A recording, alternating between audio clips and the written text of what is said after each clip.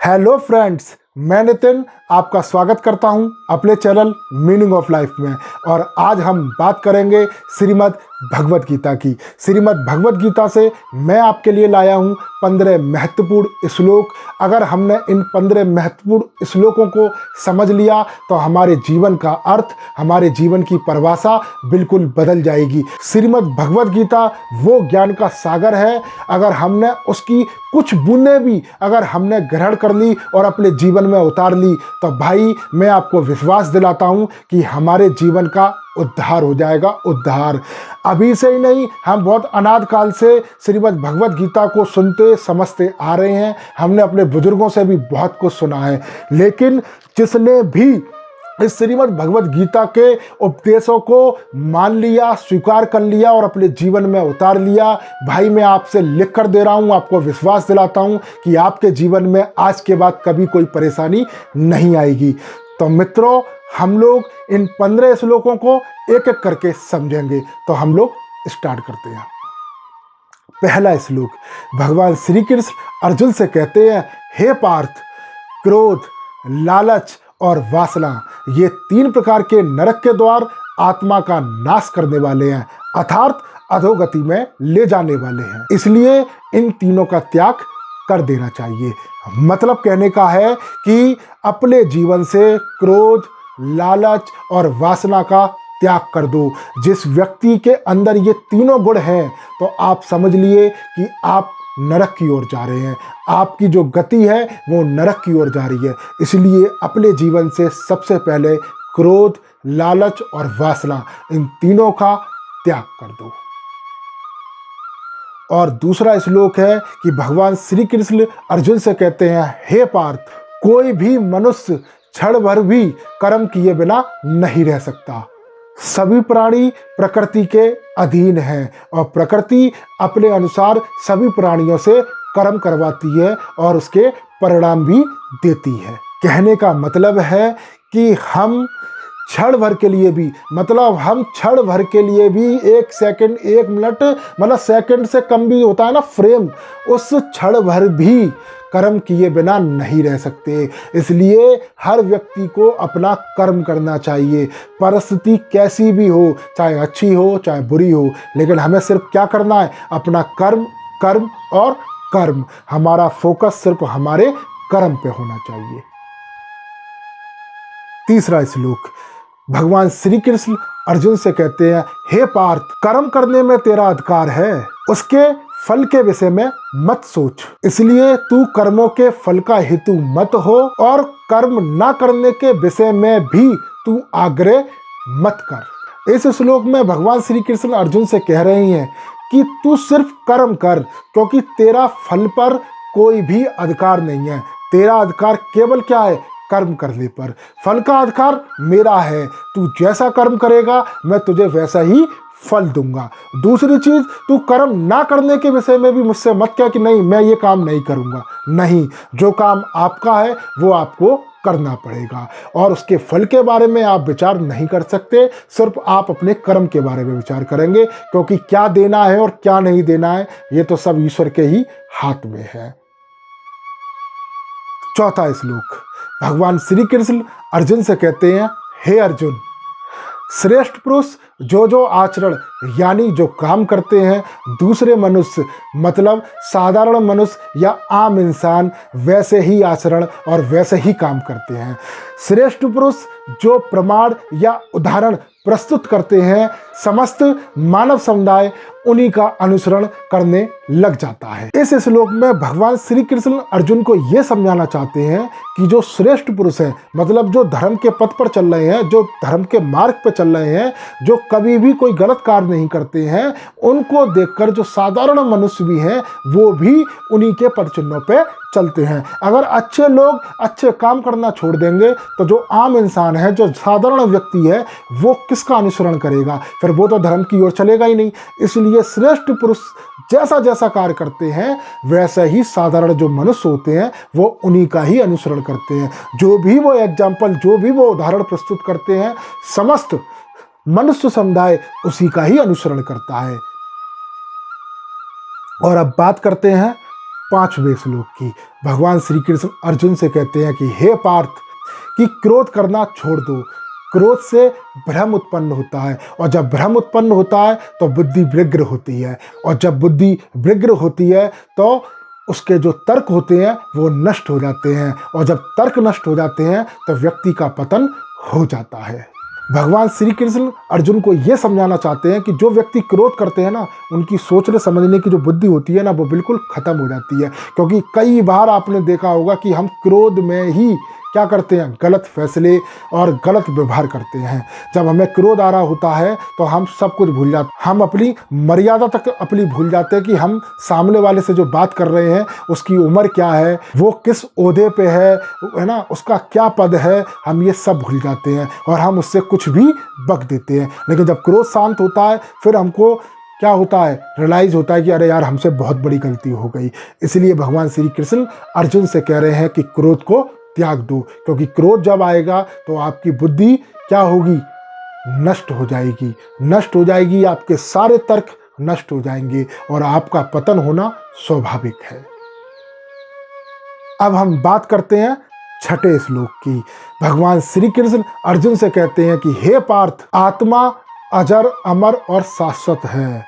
ना तो आत्मा को कोई शस्त्र काट सकता है, ना अग्नि उसे जला सकती है, ना पानी उसे भिगो सकता है, और ना ही हवा उसे सुखा सकती है। भगवान श्री कृष्ण अर्जुन से कहना चाहते हैं कि ना तो आत्मा कभी जन्म लेती है और ना ही कभी उसको मृत्यु प्राप्त होती है। वो तो शाश्वत है, वो तो सनातन है, वो अजर अमर है। मरता तो केवल आपका शरीर है। अब हम बात करते हैं 7वें श्लोक की।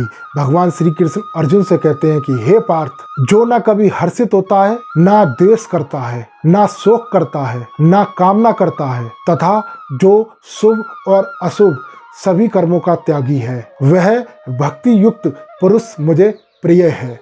मतलब भगवान श्री कृष्ण अर्जुन से कहते हैं कि जिसको किसी के मरने का या किसी के जन्म लेने का या किसी की खुशी या किसी का गम, क्या शुभ हो रहा है और क्या अशुभ हो रहा है, उसे इन चीज़ों से कोई फर्क नहीं पड़ता। वो केवल अपने कर्म पर ध्यान देता है और अपने धर्म पर ध्यान देता है। ऐसे लोग भगवान श्री कृष्ण को अति प्यारे हैं, जो क्षण भर भी विचलित नहीं होते। वो सिर्फ जिस उद्देश्य से आए हैं वो बस अपना कर्म करते हैं और उसी का अनुसरण करते हैं। ऐसे जो भक्त हैं, ऐसे जो मनुष्य हैं, ऐसे मनुष्यों को भगवान श्री कृष्ण अति प्रिय हैं, अति प्रेम करते हैं ऐसे भक्तों से वो। अब हम बात करते हैं 8वें श्लोक की। भगवान श्री कृष्ण अर्जुन से कहते हैं कि हे पार्थ, सदैव संदेह करने वाले व्यक्ति के लिए प्रशंसा ना इस लोक में है और ना ही कहीं और। भगवान श्री कृष्ण अर्जुन से ये कहना चाहते हैं कि जो लोग संदेह मतलब शक करते हैं दूसरे व्यक्तियों पे, हमेशा उनके बारे में गलत सोचते हैं, हमेशा संदेह और शक करते रहते हैं, ऐसे व्यक्ति ना तो इस लोक में कभी प्रसन्न रह सकते हैं और ना ही किसी और लोक में। अब हम बात करते हैं 9वें श्लोक की। भगवान श्री कृष्ण अर्जुन से कहते हैं कि हे पार्थ, जन्म लेने वाले व्यक्ति के लिए मृत्यु उतनी ही निश्चित है जितना कि मृत्यु होने वाले के लिए जन्म लीला। इसलिए जो अपरिहार्य है उसका शोक मत करो। भगवान श्री कृष्ण अर्जुन से ये कहना चाहते हैं कि जिन लोगों का जन्म होगा उनका मरना भी निश्चित है, और जो लोग मरेंगे उनका पुनः जन्म लेना भी निश्चित है। मतलब जो अपरिहार्य है, अपरिहार्य का मतलब जो वास्तविक है, जो निश्चित है कि ऐसा होगा ही, तो हमें उन चीज़ों के लिए शोक नहीं करना चाहिए। अब हम बात करते हैं 10वें श्लोक की। भगवान श्री कृष्ण अर्जुन से कहते हैं कि हे अर्जुन, लोग आपके अपमान के बारे में हमेशा बात करेंगे। सम्मानित व्यक्ति के लिए अपमान मृत्यु से भी बदतर है। भगवान श्री कृष्ण अर्जुन से ये कहना चाहते हैं कि आप चाहे अच्छे कर्म करें चाहे बुरे कर्म करें, लोग आपके अपमान के बारे में हमेशा बात करेंगे। वो हमेशा आपको नीचे गिराना चाहेंगे। और एक जो धर्महित व्यक्ति होता है, जो धर्म का अनुसरण करता है, अगर उस व्यक्ति का अपमान होता है तो वो उसके लिए मृत्यु से भी बदतर है। अब हम बात करते हैं 11वें श्लोक की। भगवान श्री कृष्ण अर्जुन से कहते हैं कि हे पार्थ, तुम्हारा क्या गया जो तुम रोते हो? तुम क्या लाए थे जो तुमने खो दिया? तुमने क्या पैदा किया था जो नष्ट हो गया? तुमने जो लिया यहीं से लिया, जो दिया यहीं दिया। जो आज तुम्हारा है वो कल किसी और का होगा, क्योंकि परिवर्तन ही संसार का नियम है। भगवान श्री कृष्ण अर्जुन से ये कहना चाहते हैं कि हम लोग आजकल देखते हैं ना कि लोग बड़े परेशान होते हैं। जैसे कोई भी अपना बिजनेस स्टार्ट करते हैं तो उसकी टेंशन ले लेते हैं, और अगर वो ग्रोथ करता है जैसे ही वो डाउन हो जाए तो बड़े परेशान हो जाते हैं कि अरे यार हम तो बड़ा नुकसान में चल रहे हैं। जैसे अभी कोरोना काल चल रहा है, कोरोना काल में कितने लोग परेशान हुए, है ना। तो यही भगवान श्री कृष्ण कह रहे हैं कि तुम क्या लेकर आए हो जिसका तुम्हें खोने का भय है, और तुमने क्या बनाया था जो नष्ट हो जाएगा। आपने यही जन्म लिया, तभी आपने यहाँ पर जो चीज़ बनाई और आपने उसका उपयोग किया। उपयोग करके जब आपकी मृत्यु होगी और आप चले गए, जो आपने बनाया है वो आपने ही, तो आने वाली आपकी पीढ़ी इसका यूज करेगी। तो आपने क्या बनाया है? आप खाली हाथ आए थे और खाली हाथ चले जाएंगे। इस श्लोक में भगवान श्री कृष्ण अर्जुन को यही समझा रहे हैं। अब हम बात करते हैं 12वें श्लोक की, कि भगवान श्री कृष्ण अर्जुन से कहते हैं कि हे पार्थ, जो हुआ अच्छा हुआ, जो हो रहा है अच्छा हो रहा है, और जो होगा वो भी अच्छा होगा। मतलब भगवान श्री कृष्ण अर्जुन से कह रहे हैं कि लोग परेशान ना हो। अगर उनके साथ कुछ गलत हो रहा है तो उसका मतलब ये नहीं है कि उनके साथ गलत हो रहा है। ईश्वर कभी किसी के साथ गलत नहीं करता। जो हो रहा है वो अच्छे के लिए हो रहा है, और जो होगा वो भी अच्छे के लिए होगा। तो हमें बिल्कुल भी विचलित नहीं होना चाहिए। अब हम बात करते हैं 13वें श्लोक की। भगवान श्री कृष्ण अर्जुन से कहते हैं कि हे अर्जुन, मैं सभी प्राणियों को एक समान रूप से देखता हूँ। मेरे लिए ना कोई अधिक प्रिय है और ना कम, लेकिन जो मनुष्य मेरी प्रेम पूर्वक आराधना करते हैं वो मेरे भीतर रहते हैं और मैं उनके जीवन में आता हूँ। मतलब भगवान श्री कृष्ण अर्जुन से कह रहे हैं कि जो लोग मेरी भक्ति करते हैं, जो सच्चे मन से मेरी भक्ति करते हैं, मैं हमेशा उनके भीतर रहता हूँ और हमेशा उनके जीवन में आता हूँ। मेरे लिए ऐसा नहीं है कि कोई कम प्रिय है या कम कोई अधिक प्रिय है। मेरे लिए सब एक समान है, लेकिन जो मेरे सच्चे मन से मेरी जो भक्ति करते हैं, मैं सदैव उनके जीवन में आता हूँ और सदैव उनके साथ रहता हूँ। अब हम बात करते हैं 14वें श्लोक की, और 14वें श्लोक में भगवान श्री कृष्ण अर्जुन से कहते हैं कि हे पार्थ, अच्छे कर्म करने के बावजूद भी लोग सिर्फ आपकी बुराइयों को ही याद रखेंगे। मतलब भगवान श्री कृष्ण अर्जुन को ये समझाना चाहते हैं कि लोग हमेशा आपके अपमान करेंगे, चाहे आप कितना भी अच्छा काम कर लो, लेकिन वो हमेशा आप में क्या ढूंढेंगे? बुराइयां ही ढूंढेंगे।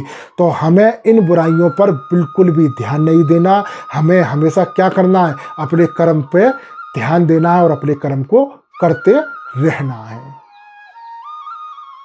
अब हम बात करते हैं 15वें और लास्ट श्लोक की, जिसमें भगवान श्री कृष्ण अर्जुन से कहते हैं कि हे पार्थ, जो होने वाला है वो होकर ही रहेगा, और जो नहीं होने वाला है वो कभी नहीं होगा। ऐसा निश्चय जिनकी बुद्धि में होता है उन्हें चिंता कभी भी नहीं सताती। मतलब इस श्लोक का ये है कि भगवान श्री कृष्ण अर्जुन से ये कहना चाहते हैं कि जो व्यक्ति सोचते हैं कि कहीं मेरे साथ गलत ना हो जाए, मेरे साथ ऐसा ना हो जाए, मेरे साथ वैसा ना हो जाए, वो हमेशा चिंतित रहते हैं। लेकिन जो व्यक्ति अपने मन में ये निश्चय कर लेता है कि जो होना है वो तो होना है, कि ये होना तो वही है जो राम रच रखा है, जो व्यक्ति इस चीज़ को समझ जाता है वो हर चिंताओं से मुक्त हो जाता है।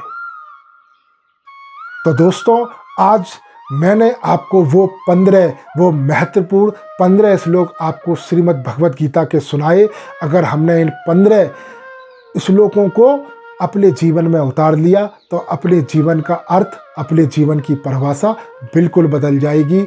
हमें जो भी चिंताएं, जो भी परेशानी होती हैं, हम उनसे क्या कर लेंगे? छुटकारा पा लेंगे। तो दोस्तों, मैं आपसे मिलूँगा बहुत जल्दी नेक्स्ट वीडियो में। आपको ये मेरी वीडियो कैसी लगी कमेंट बॉक्स पर लिखकर ज़रूर बताएं, और दोस्तों मेरे वीडियो को लाइक करें, शेयर करें और सब्सक्राइब करें। जय जलेन्द्र।